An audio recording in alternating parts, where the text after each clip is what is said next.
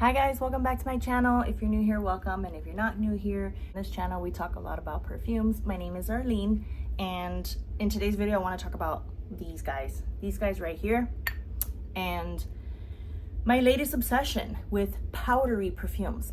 So when I first started my whole perfume journey, I was not super interested in perfumes that smelled like Johnson & Johnson's baby powder. If you're noticing that I'm wearing something similar to the last video and that my bed is unmade similar to the last video, it's because this is actually being recorded on the same day. I had two ideas for videos and I decided let's just record it all together because that's what I do sometimes. If I have time, my children are not with me, I'm gonna batch record and then I'll just release over time. So when I first received this perfume, this is Vanilla, Tahara Vanilla by Gulf Orchid, and it's the Musk collection. I was so curious about what is musk. What is musk? I'm learning about musk. Musk used to come from an animal product, something from a deer, and they don't do that anymore because obviously it's not, friendly to animals. It's not cruelty free. So now we have artificial musk perfumes. So I'm here trying to look up the notes. And so when I first received it and I opened it and I sprayed it, I thought, this smells like baby powder. What's the big deal? Why do you want to smell like baby powder? I feel like you just put on baby powder. Okay. Now that I've used up this much perfume, that's quite a bit of perfume, and I've had it for almost 3 months, now I smell a little bit of vanilla. If you go to some of my earlier videos, you might see a video where I'm like, this is just baby powder. So I just put it on. I almost didn't want to keep it, but I'm like, what am I gonna do? At that time I didn't have Mercari. I didn't, I was like, just keep it and then put it on after the shower. It smells like you put on baby powder and whatever. These perfumes take a while to sometimes develop. It is still 90% baby powder, okay? I'm not gonna lie to you. It's not suddenly a vanilla gourmand. It's just that it's a little just less sharp, dry baby powder, and it's gotten a little sweeter. Nothing crazy, right? But lately I've been finding so much comfort in this. And then, as you all may or may not have seen in one of my last videos, not my last video, but one of my recent videos, I talked about the whole Malusen line. And I had found out about this one. This is Malusen, as you can see, Malusen. And this perfume is called, let's see. I'm sure it's in French, but I'm gonna try to say it as best as I can, knowing that I know Spanish. Una historia de femme sensual. So to me, it translates as a story of a sensual woman. And I think I came across this on Fragrantica. I saw that it was a Malusen perfume. I wanted to learn about all the Malusen perfumes because that's what my brain does. And I discovered it and I thought, oh my God, that sounds so good. And I tried looking it up. I tried Joma Shop, I tried eBay, I tried everywhere. And I couldn't find it anywhere. Let's see if I can find it. There it is. There's also one for men and it's a black bottle. I don't know what that one's about. I haven't looked at it yet, but maybe we'll look at it together at the end of this video. And when I looked up this one, I didn't know it was gonna be like a super powdery perfume, baby powdery, just like this one, but they're different and I love them both. But I think I like this one more. And that's kind of sad because this one's kind of hard to find. It says here on fragrancenet.com that it's $24.49. I actually found this on Mercari for $20. And it is, I put the light and it is full to like about here, I wanna say. And I gotta tell you, I'm gonna slow down with making rash decisions to get rid of certain perfumes because I may not care about them all that much for a little while. Maybe I once loved them and now I don't care for them too much, or maybe I didn't love them and maybe, you never know, you might suddenly start loving them. Because I feel like, especially women, there may be men watching this, but women particularly, our sense of smell and what we appreciate and don't changes throughout the month because of our cycle. Granted, some of us are probably already postmenopausal. I work in women's healthcare, so I'm very familiar with all of this. But even in that state where you're not going through hormonal fluctuations, there are still hormones active in your body. Some of us are in hormone replacement therapy because it's good for our bones and our cardiac health. There's a lot to it than just your period, right? So with all that said, it does, being a woman, we do have our preferences changing throughout the month. And so lately, I don't know if it's the heat of the summer and the fact that it smells so fresh and clean, but I am obsessed with these powdery scents. The top notes for this one is praline and nothing else. The middle note is rose and freesia, and the base note is musk. So granted, I didn't think this was gonna just smell like powder. I'm like, oh, praline, rose, freesia. I'm thinking it's gonna smell like a very yummy, desserty, gourmandish, but still also has a little bit of a floral freshness, and then it's got that musky powderiness. I do get the praline, but it's not gourmand at all. This is like,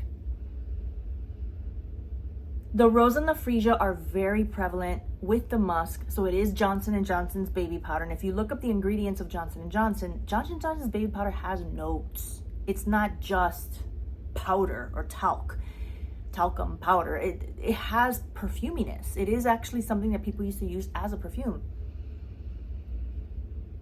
But this has that extra desserty sweetness of praline, but it's ever so slight. This is not a gourmand at all by any means, and I was not disappointed, surprisingly. I thought I was going to be disappointed. I have enough gourmand perfumes where it's like I didn't really need another one, but it's different from this one, but they're similar, but I like this one better.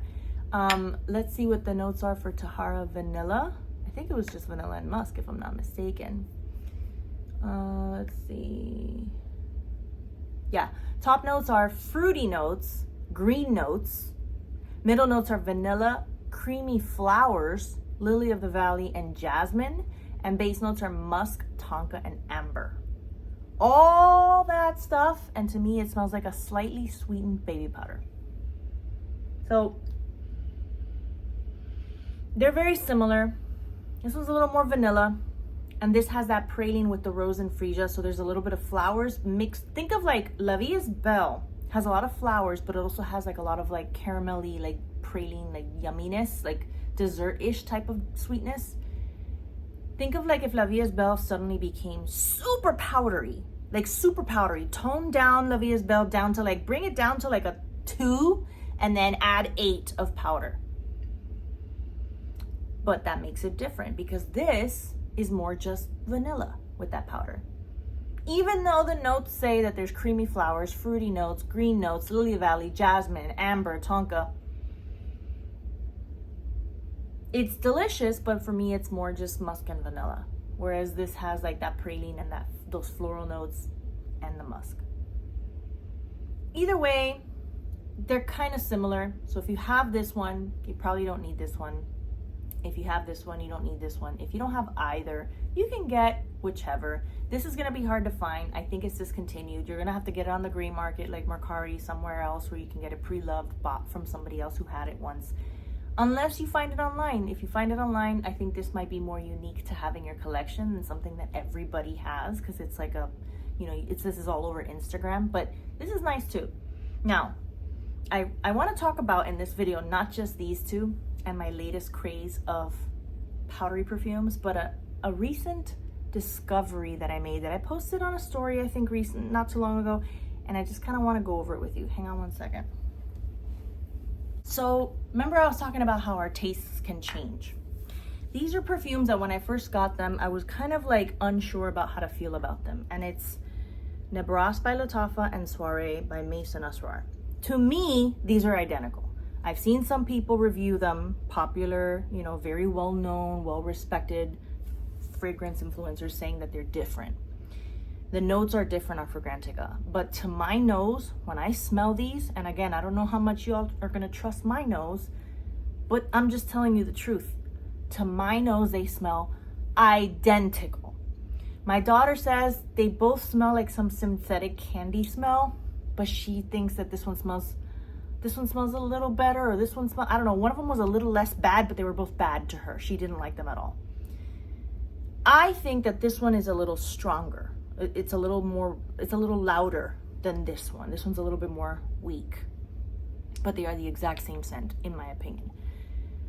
I never really hated them or loved them. They were still kind of like developing. They were too light when I first got them. At least this one was very light. This one was kind of like nice.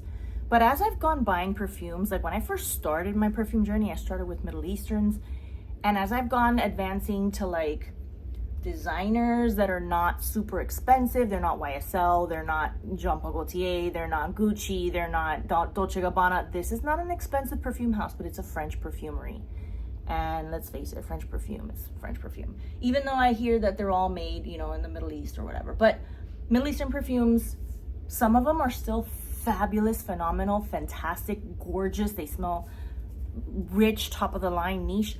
But some of them are just kind of, I've never smelled Billie Eilish. Billie Eilish is a celebrity perfume. Let's face it. She's not a designer. She's not, you know, a niche. But a lot of people like it. So this scent profile in general never really made me fall in love. I never disliked it. I never loved it. It's just kind of like, okay, it's a sweet scent. But it's kind of a little bit of a weird sweet scent. Same thing with Nebras. It's a little bit weird. There's something about it. They say it has berries. They say it has chocolate. Okay. All right. I get that, but really? Like, I don't know. I guess the combination of berries and vanilla and chocolate is so well mixed and mashed up that it's hard for me to pick up any of those notes. I mean, I guess I see your point. There's a little bit of a choco musk vibe there, and there's a little bit of that berry tartness that I'm picking up, and then there's a sweetness that's like a general sweetness. It's not chocolatey, so I'm assuming it's the vanilla. But they're so mixed together, it just creates this well-rounded perfume.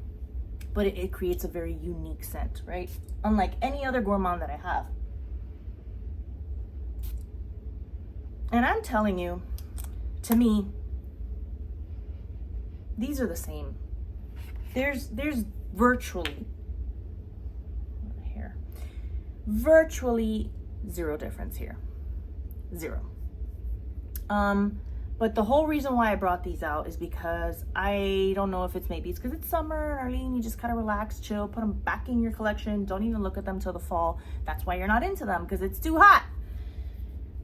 I sprayed some of this on my bed because I was, again, sometimes I just look around in my room in my spare free time and I play with my perfumes and I get to know them and I get familiarized with them. They're my little friends, right? And I wanted to see, do I really like you? Because I have a backup bottle. Do I want to have that backup bottle? Do I want to keep it? Am I going to go through this fast enough and go through this fast enough to use that backup bottle in a reasonable amount of time? Probably not. Should I sell it? Should I gift it? Is it nice enough to gift? All these questions are running through my mind. Meanwhile, these smell identical. So I go and I post this on my Fragrantica because I think I don't need that much of this perfume, right?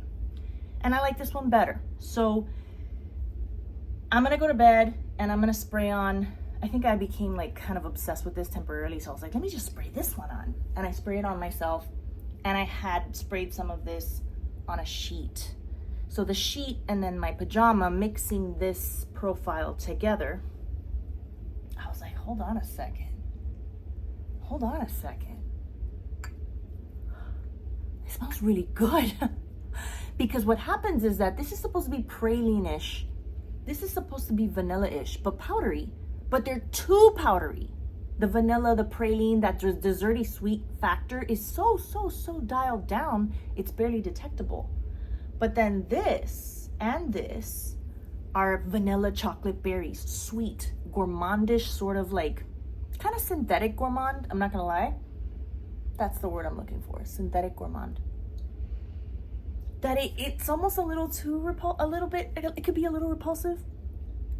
But then that sweetness that this has, added to this cleanness, the sweetness that these lack, this adds to this. Like this brings this a little bit more to life. You get that beautiful clean powderiness with more sweetness. And then this cleans up this a little bit so it's not so repulsive. It's not so like artificial synthetic gourmand. The combination of either of these is gorgeous. This is what I think these perfumes at least should have smelled like. And now I don't want to get rid of these. I did post on my Mercari for sale my backup bottle box unopened, still in the wrapper of this one, simply because as much as I like that combo, I have enough. And I have a bunch of other perfumes that I love, and I'm not a fan of trying to create combos so that I can enjoy what I have. I love the perfumes that when I spray them on, I love them the way they are. Granted, is it fun sometimes to mix things and come up with these cool new mixes? Of course it is, especially because it smells so unique and different, something like no one else has. And when you do it, it's like cooking a recipe and that you've never tried before, that you just came up with, and it came out amazing. It's fun, it's delicious, but it is work. Sometimes you don't want to put in the work. Sometimes you just want to put on something, it's easy, it smells wonderful, and you're good to go. I have plenty for that, so that's why I'm not getting rid of these. But there's a couple of perfumes that right now have changed a little bit in my perspective, and I want to tell you guys about one more before I let you go on this video. And I'm afraid you're gonna be mad at me. Don't be mad at me. Hang on a second. And right now, it's this one. This is on my video of my top faves. Granted, like I said, when I first started my Arabic perfume, my perfume journey, I started with Middle Eastern Arabic perfumes, and I said this is a favorite. And I still think it smells divine. But it's been sitting on my shelf for 3 months, since February, I wanna say. Yeah. And it's getting stronger and stronger and stronger. And I had purchased not one, but 2 backup bottles of this. I sprayed it on a cushion. I sprayed this on those cushions yesterday, midday. It's currently like 6:30. So more than 24 hours ago, and I can still smell it. This is powerful, powerful. And maybe since I'm so into this lightness lately, that this was kind of a little bit like, holy shit, what did I do? Did I give some bad advice? Should I have not recommended this?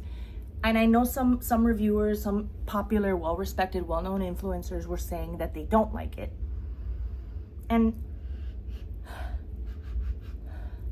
I just, be careful with this once it's macerated, okay? Like, this is a nuclear weapon. One spray of this.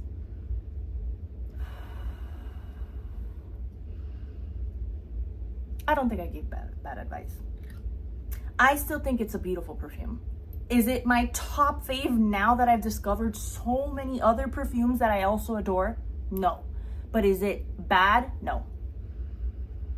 It's certainly very unique. But another one that's very similar, identical, if you don't have this yet, or if you don't want it, or you might even have this other one, is this one. Le Prestige Royal by Carrelage. And they are similar. I want to say that they're identical. They're dupes of each other. I can't find a difference in them yet. But so far, this has not developed into the beast that this is. So if this is too powerful for you, if it's too strong for you, but you like the scent profile, you just wish it was a little less strong, you might like this better. But yeah, guys, our scents preference can change, but I feel like, am I gonna go through this much so quickly to justify having not one but 2 backup bottles? I don't know. So I posted as a bundle purchase on my Mercari, and please don't take this as like, oh, she's just making these videos to advertise what she's selling. This is my collection. This is what I have. I went a little crazy. I may have over purchased some things, and now it's like I need to like repent. I need to justify myself. I feel greedy, okay? I have this one, and I have this one, and I have a backup bottle of this, and I have 2 backup bottles of this, and I feel like it's too much. They're not bad perfumes. Maybe you love these perfumes. Maybe you've never had them and you want to try them. Okay, this was $45 on Amazon, and I bought 2 boxes of it. This was $32 on Amazon, and I bought 3 boxes of it. So think of how much money I've already spent. Putting them together, they should be what? 35, 36, no, I'm so bad at math. 4, 5, 6, 75, 76, $77. That doesn't include tax or shipping or anything like that. $77, almost $80. I posted them brand new, not used, in the box for $70. I paid for the shipping And I think the buyer pays for the protection, which is like $1 or $2, something to that effect. 70 bucks. And people always make an offer. They usually don't just buy it at the price. So when they make an offer, they bring it down some. So it'll probably be in the 60 something. Unless you just want to buy it flat out, help a girl out. That's fine. But if you don't, if I sell it for 60 something dollars, that's a steal, in my opinion, considering what these guys cost. That's all I'm going to say about that. I have nothing else to say about that. I mean, these would be lovely gifts. I've already given a lot of gifts. I just don't think I'm going to reach a point where I'm going to be like, I'm completely out of this. What do I do? I have so many other perfumes. This might be years before I'm completely out of it. And by then, new perfumes will have come out. And are these going to be such big, memorable, perfumes for me that I'm going to want to have them forever? Probably not. Probably so. And I might be like, oh my God, you were wrong. That's a possibility. Like my Lolita. I've had Lolita for 2 decades. Is it the same bottle of 2 decades ago? No, but I've always had Lolita in my collection. Same thing with Coco Mademoiselle. And now look at how I feel about Givenchy Hot in a video I made recently. I used to love it, and the new formulation, the one that I have, I kind of don't. I might even consider selling it because I don't know if I'm ever going to wear it. We'll see what happens. But you don't know how you're going to feel. So to buy so many backup bottles is like, what if you don't ever go through this much, or you finish it and you're kind of like, I'm so glad I'm done with that. I don't want it anymore. And now you have a backup bottle. So I think it's best for me to try to sell them. But anyway, short video today. We're about 24 minutes in. That's it for today. Please like and subscribe. I hope you like this video. Have a wonderful rest of your day, and I'll see you guys in the next one. Bye.